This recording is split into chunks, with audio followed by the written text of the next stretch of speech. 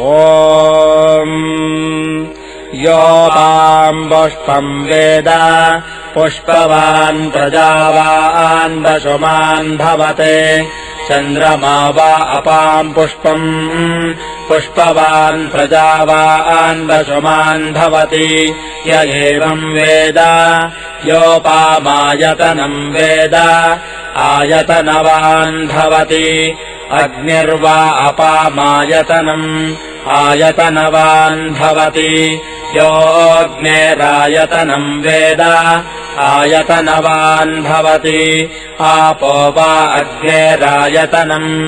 आयतनवान् भवति य एवम् वेद योपामायतनम् वेद आयतनवान् भवति वायुर्वा अपामायतनम् आयतनवान् भवति यो वायोरायतनम् वेद आयतनवान् भवति आपो वै वायोरायतनम् आयतनवान् भवति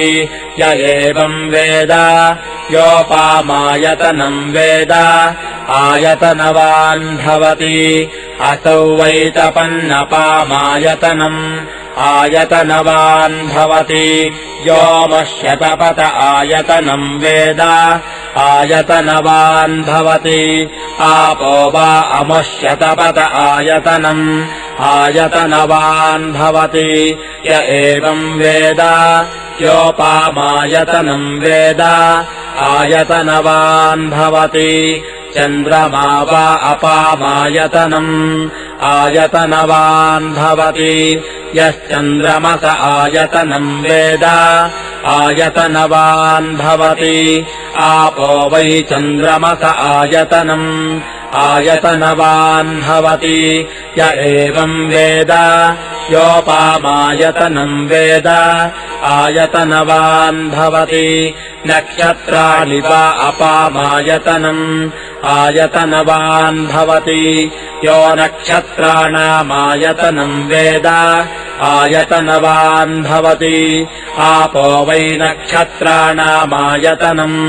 आयतनवान् भवति य एवम् वेद योपामायतनम् वेद आयतनवान् भवति पर्जन्यो वा अपामायतनम् आयतनवान् भवति यः पर्जन्यस्यायतनम् वेद आयतनवान् भवति आपो वै पर्जन्यस्यायतनम् आयतनवान् भवति य एवम् वेद योपामायतनम् वेद आयतनवान् भवति संवत्सरो वा अपामायतनम् आयतनवान् भवति यः संवत्सरस्यायतनम् वेद आयतनवान् भवति आपो वै संवत्सरस्यायतनम् आयतनवान् भवति य एवम् वेद योऽप्सुनावम् प्रतिष्ठिताम् वेद प्रत्येव तिष्ठति राजाधिराजाय प्रसस्य साहिने